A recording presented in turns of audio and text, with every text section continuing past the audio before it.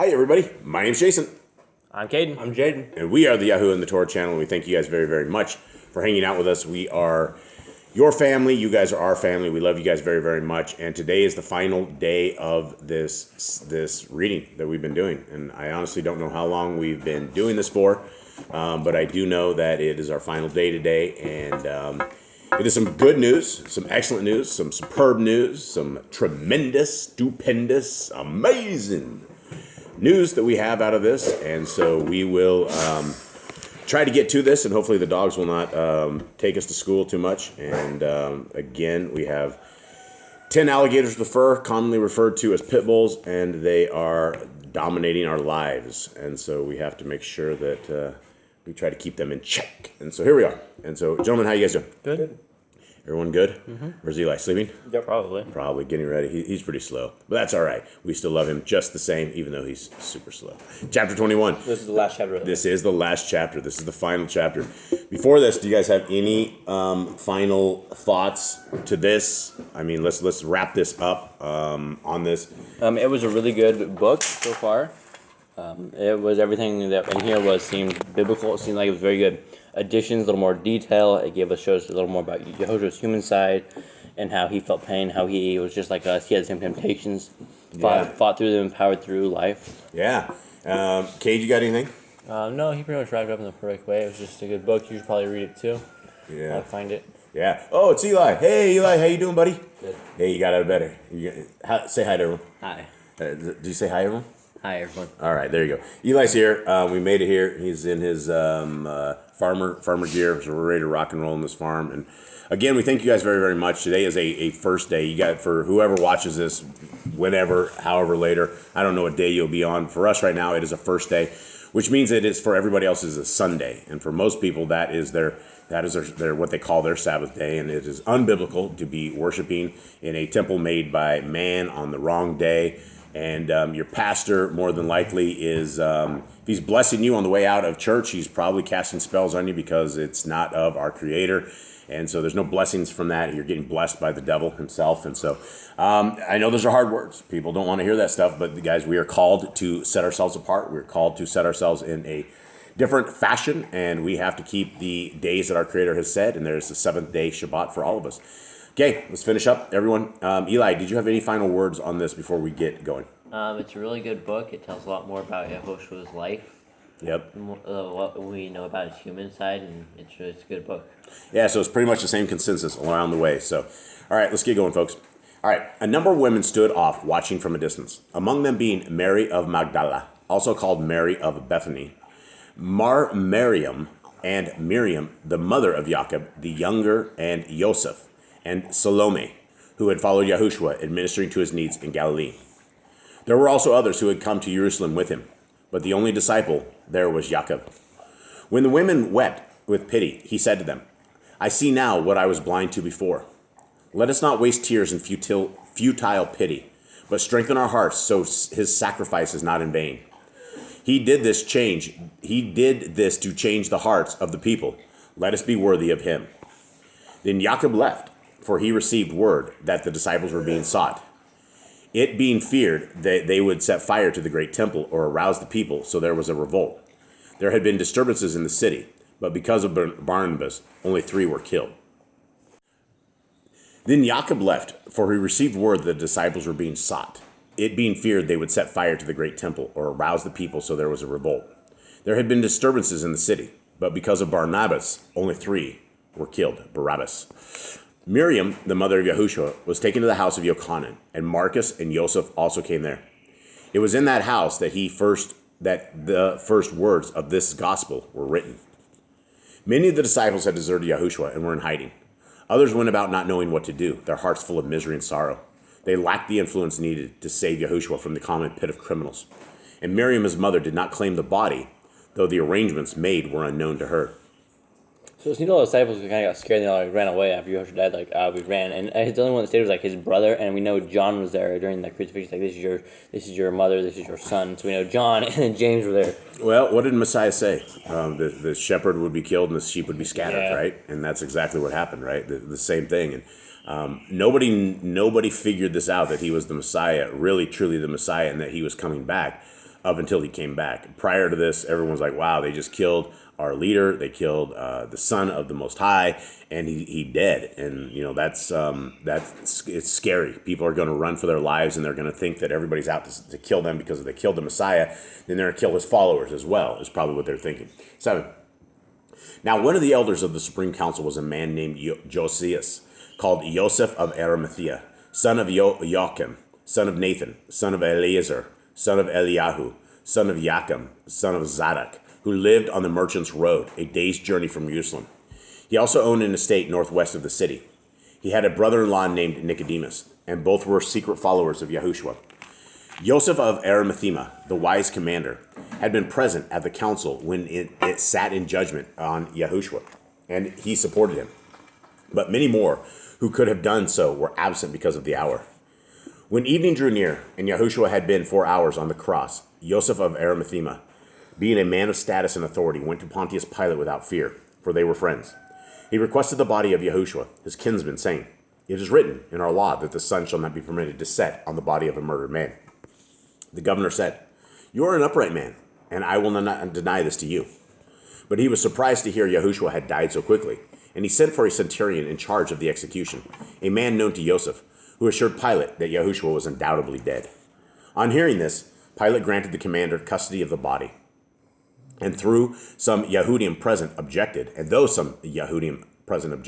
wishing Yahushua to be buried in the criminal's pit. Of course these guys would, right? Yeah, they're just evil dudes. Yeah, they had to submit to Roman law. Yet the Yahudim law also stated it was the duty of the nearest relative to dispose of the body, irrespective of how death occurred. Now, this being the Shabbat Eve, the bodies could not remain upon their crosses after nightfall. Therefore, the Yahudim requested of Pilate that the legs of the condemned men be broken, allowing the bodies to hang free, so they quickly died. So the soldiers took mallets and broke the legs of the other two. But when they came to Yahushua, the centurion said, "He is already dead."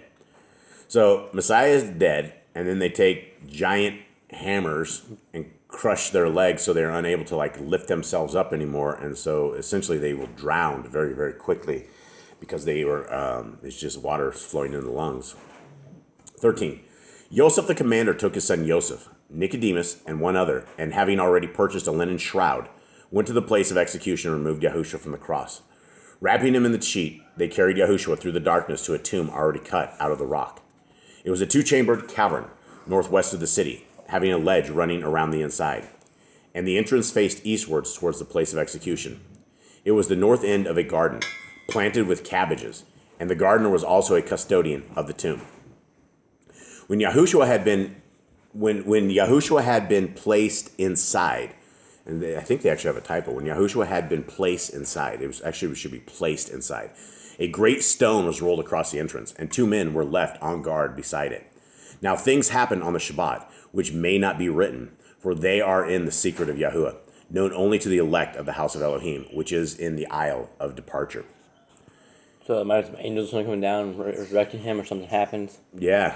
And, something we'll never know. Yeah, something we'll never know. The side note is this is the very first typo we've seen in this excellent manuscript. So this is a very good manuscript compared to the stuff we've been reading. 15.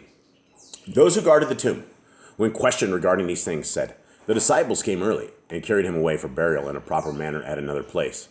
For he was laid here only because of the Shabbat, and it was not his tomb." None questioned him further, for this was proper. And the guards were only placed to protect certain bodies from those who would work evil sorceries on them, those who improperly tampered with bodies being put to death.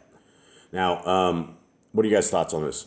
So Evil sorcerers taking the dead bodies. So I mean, these dudes are like the necro killers. Yeah, the necro sorcerers. They raise the bodies back from the dead. No, they raised nothing. I think they were. There's a lot, and I mean, there's a lot that people do with dead bodies. Today in this world, they chop up little babies and they take the dead bodies and they put them in makeup, they put them in food, there's this stuff called Cinemix, and Cinemix is basically aborted fetal cells, and they have made Hershey's, all the Hershey's food was originally made with Cinemix on it, and it's baby parts, and so there are sorcerers and there are people, and even from back in the day, they're always harvesting body parts for some weird reason or doing something, and so yeah, there's a lot of wacky dudes out there for sure. 16. After the Shabbat was over, some women came with spices and oils to deal with the body of Yahushua.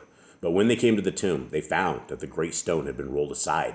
The guards were gone, but a young man was seated just inside the entrance, and he said to them, "Do not be afraid of me, for I am a friend. Yahushua, who you seek, is not here. But I go and tell Kepha that he will be with him as promised." The women were very much afraid and left in haste. When they had gone, Miriam came with another and stood outside the tomb weeping. And as she did so, a voice behind her said, "Why do you weep?" Turning, she saw the gardener and said to him, "They have taken Yahushua away, and I have no knowledge of what has happened to him." Then the gardener told her to go to Yochanan, the son of Ananias. Kepha and 2 others were also making their way to the tomb when they met the woman coming away.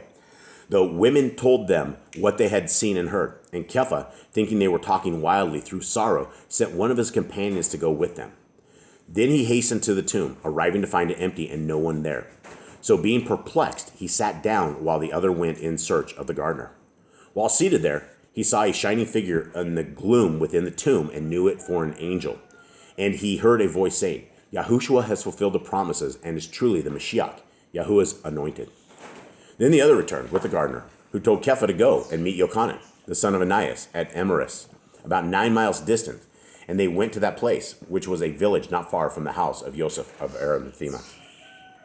Arriving there, they found Yochanan, the son of Ananias, and another Yochanan, and Jacob, and Joseph, the sons of Joseph by Anna, his first wife, the fair stranger, his son by Miriam, and Mark, his adopted son, Nicodemus, and also there was Lazarus, and they were all in the house of Hoseas. Later, a number of the apostles came. All right, so anyone want to make anything on this? All right, so yeah, there's I think we're talking about Joseph, Yahushua's dad here. I think he's talking about his first wife and stuff. Another Yochanan, Jacob, and Joseph. Yep, I think sons. So is that the John? Is that like the John, the disciple, like the Gospel of John? Is that him? I think so. So that means he was actually Yahushua's half brother. Yeah. So that means most of the disciples were like his brothers. Yeah, they were definitely. So that's 3 of them. Yep. And then there was was Mark. I think Mark was related to somehow. There was another guy. He was named Mark. I don't know if this is the Mark. I think it might. Yeah, Mark was their adopted brother. Mark was his adopted brother. Right. So he had 4 out of 12 we know, or at least brothers. Yeah. Okay. All right. 21. Then, while they were seated at a table, Yahushua came among them and said, "Let us take food together and rejoice, for the prophecies have been fulfilled regarding the Mashiach, as it is said in the holy books. The servant of man is arisen from among those who sleep, for death has not claimed him. But these things, while fulfilling the promises, will not bring about the rule of Elohim. For this will not come while men sit, waiting for signs." All right, let's stop and let's listen to this real quick. This is Messiah's, some of the very first words that we hear from Messiah that he talks about, right? And he talks about the rule of the Elohim. And that it's not going to come while men sit waiting for signs. Why wouldn't it come when men are waiting for signs? What does he mean by this? So basically, it's not going to be when you're sitting there waiting for something to happen. It's not going to happen. It's going to be when you least expect it. Because it's going to just basically fulfilled. Yeah, what I get from this, what I glimmer from this, is that it is us that has to bring this rule of Elohim. It is men that are sitting here witnessing to other people that we are doing what our Creator has said, what our Messiah has said. That is, we're trying to bring the people of the kingdom to fruition. And it is the men that need to start working where Messiah had come and he did the work and he proved his work and he proved his worth, he proved his value, he proved that he is the Son of the Most High and that he is our rightful King. And by that, we need to bring the kingdom here to where we are, and the kingdom is within our hearts. It is within our lives. It is within our obedience to the Creator. It is within how we act, how we talk, how we speak, how we take care of strangers, how we take care of broken, how we love our neighbor, right? How we love our Elohim. That is what the kingdom is all about. The people have been given that which fulfills their hopes and aspirations. Now surely they will believe in my cause and arise to sweep evil aside. Now the Ruach of truth dwells among you, though it is still out of place in a world under the rule of man. So it's another Ruach, right? It's another spirit that we have. And, the spirit of truth is the spirit of truth, right? You cannot tell partial lie and it ever becomes a truth. There's nothing outside of 100% truth that can be the truth if there's partiality, if there's lies within it. The truth is the truth. And that is the same way with the Torah. The Torah is the Torah. You can't go to the left. You can't go to the right. You can't go live like the world, taste like the world, smell like the world, act like the world, and then come to Torah and then get out of the Torah and go back to the world, right? That means you are not Torah-based because you keep falling back into that old lifestyle. It happens. We do fall into that old lifestyle. That old man does come back. But that is where we have to consider that the Torah is right for all times. It is right for all our lives. And we must guide our lives based upon this. And even though we slip and we fall and we break Torah, we must absolutely not allow ourselves to stay in that fallen state of breaking Torah. That's why our Messiah came, that we had a hope for this, because the second we were 3 years old and taking cookies out of the cookie jar, we are falling under the curse of the Torah for stealing. It doesn't matter. When we are to the age of understanding that right and wrong, and we do wrong, that is breaking the Torah, which is why we needed our Messiah to come and make things a little leveled out for us. 22. Then Yahushua told of all these things, which have been written in the holy books concerning these things, and how the Mashiach, Yahuwah's anointed, would be disowned by men, would suffer for their willfulness, and arise from the dead to appear on the third day. Then he said, Are not all these things fulfilled in me? Then he departed. Some days later, all the disciples who were the chosen of Yahushua met in a secret place, and Yahushua joined them and proved himself to those who still believed. And he said, Master, forgive our disbelief, and forgive us for doubting the things you taught concerning yourself. Yahushua said, This is the day of the coming of Yahuwah, who will rule the earth. Yet is it not written, This will be a day of darkness and not of light? Then Yahushua spoke these words, I go to a place far beyond the world, where you may not follow, for I fulfill the hopes of all men. Now, you go out, carrying the message that the prophecies have been fulfilled, and the time is at hand when the rule of Elohim should be established among men. For the promises, having been fulfilled for the people, surely they will now believe and rally to the cause of good, sweeping the wickedness and evil from the face of the earth. Say to them, that has been done, and that had to be done. Now, you must take up the burden, for if you would become children of Yahuwah and reclaim your lost heritage, you must prove yourselves worthy heirs. Let not all of the suffering be in vain. All right, what do you guys think he's meaning by this? You must prove yourselves worthy heirs. You got to teach, you got to show that you are worthy of the kingdom, that you are a true servant. Yeah, you can't. We walk the Torah. We are supposed to look like the Torah looks, right? That is what our example of our life. That's why a lot of people are supposed to be wearing tzitzits. I mean, everybody, men and women, are supposed to be wearing tzitzits. You're not supposed to. It's part of the covenant. You're not supposed to leave your house unless you have tzitzits on. And we're not talking the Jewish white tzitzits. The colors on the tzitzits are supposed to be purple. It's like a blue. And everybody's supposed to wear them. And we're supposed to have them so that people know where to find our Elohim. If they see people with blue tzitzits and you go to them, show us your Elohim, and you're like, it's right here. It's in this Torah. That is what it's supposed to be. We're supposed to be walking, living examples of the Torah. And the tzitzits the tzitzits should be visible. I know a lot of people stick them in and tuck them in and hide them, and they don't, it's like they're on the four corners of their shirts inside. But I believe that they are supposed to be exposed so that people see them and they know that there is a covenant based, and that they could be directed to the kingdom of our Creator. 27. Then he told them secret things concerning the rule of Elohim, and how men should be freed from trouble, distress, and pain. He explained how each man could be freed from all sickness and see beyond the range of the eye. These and many other things were explained, and also many things concerning the dominion of the Ruach. He said, Follow my teachings, and the power of the Ruach HaKodesh will come to you, enabling you to do many great things, causing a wonder among others. Yet all these are the rightful possessions of men, if they will but establish their worthiness. So we can have these kind of power. We can have the Ruach with us if we are willing to follow the Torah. Yeah, Yahushua. Yeah, and it's made for men, right? It is for men. We have a rightful possession of it if we are worthy. Now, how would you be worthy, or how would you be not? How would you consider that? If you're following the Torah, you're obeying the commands. Are you doing what Yahushua has commanded? Are you teaching the people? Yeah, are we teaching the people? Absolutely. 29. Think not that Yahuwah will descend from heaven to do the work of men. The world is yours, but life is with Elohim. In the end, there is the accounting. Man must be responsible for his own destiny, so seek no divine intervention while men remain apathetic. Yahuwah comes to the aid only of those who strive, who surmount the difficulties and obstacles of life. Huge stuff. Huge stuff right here. Anyone have thoughts? Man must be responsible for his own destiny, right? We choose what we do. We have a choice in our daily lives. It's not like we don't choose what we do. Everything we do, we have a choice whether we do or not. We got to base it upon the Torah, whether it's right or wrong. We got free will, and free will is what we can either choose the kingdom or we cannot choose the kingdom. 30. Having said these things, Yahushua revealed himself to them in his form of glory, so that they might know truth had been established in him. Then they were all bedazzled and astonished at what man could become and the extent of his powers awaiting development. Then they knew Yahushua was all he claimed to be and held him as Mashiach, the anointed of Yahuwah. For in him the Ruach of Mashiach was manifested as in no other. After this, Yahushua left. Now rumors of strange events came to the ears of certain Yahudim who were Herodians and Sadducees. Then they were exceedingly angry with those in power who had inclined towards Joseph, the wise commander. He said to those who raised their voices against him, "Why do you seek to stir up trouble?" Those in high places holding positions of power did only what they thought best and complied with the Torah. What else could they do? I received the body of my kinsman because this was my duty, and I dealt with it decently, letting it rest in my private tomb over the Shabbat.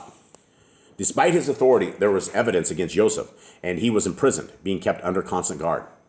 One Shabbat during the night hours, the Ruach of Yahushua was projected to Joseph, so he was comforted. But the guard, seeing it, fainted with fear. Then Joseph was brought before Pontius Pilate, but the governor found no fault in him, and he was released. Okay? And imagine if George was a friend of Pontius, he probably would let him go too.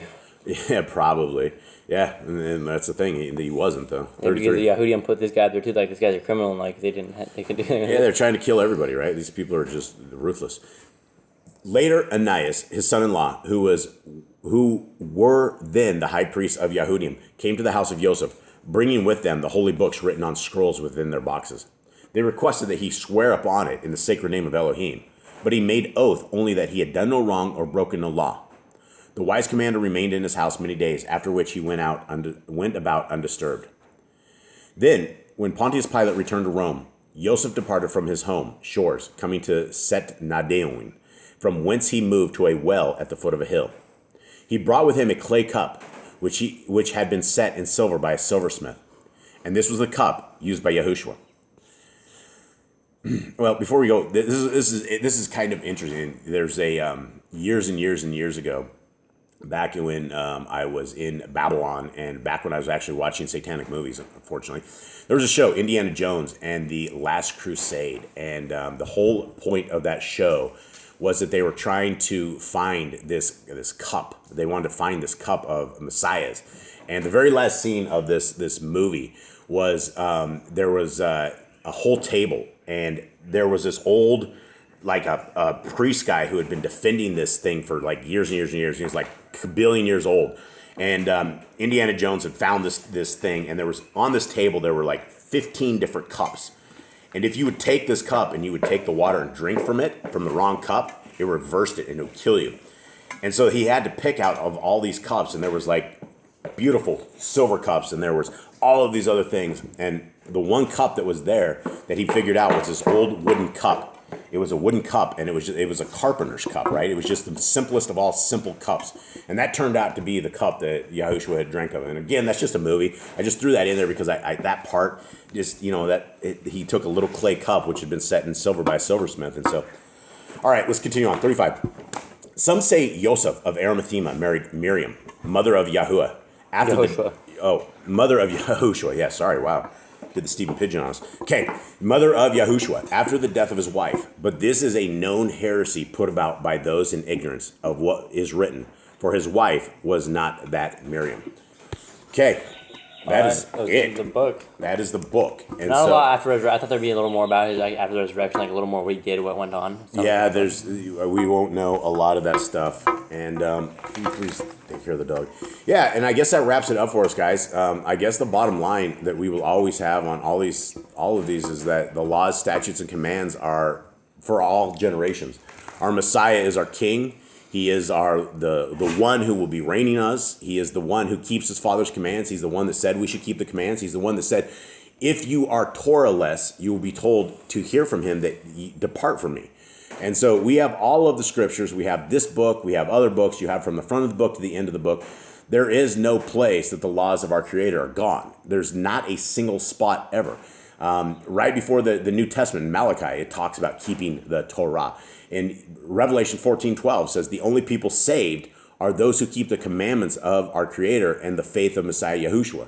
So it's a two-phased road to get to this kingdom, and our hopes and dreams and wishes that people would find this, and this is why we do this every single day. We do this so that we can catch the people out there who are willing to change their lives, who are willing to seek our Creator. And it's not by listening to Boss Clan. It's all we can do is we can give you guys the nibbles of the truth, and you have to seek and find that truth yourself. You have to be the one that opens up scriptures. And if you're sitting here on YouTube and you're listening to man, that's us. We're just simple man.